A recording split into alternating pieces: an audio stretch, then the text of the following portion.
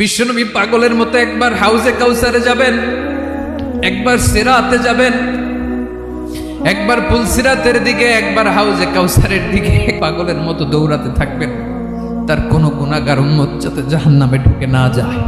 বিশ্বনবী বলবেন, আল্লাহ, ওই স্পেশাল দোয়াটা দুনিয়াতে করি নাই, আজকে আমি তোমার দরবারে দাঁড়িয়ে কিয়ামতের দিন ওই দোয়াটা করছি। আল্লাহ, আমার যে উম্মতের হৃদয়ে যাররা পরিমাণ ঈমান আছে, আমার একটা উম্মতকেও তুমি জাহান্নামে ঢুকাতে পারবা না।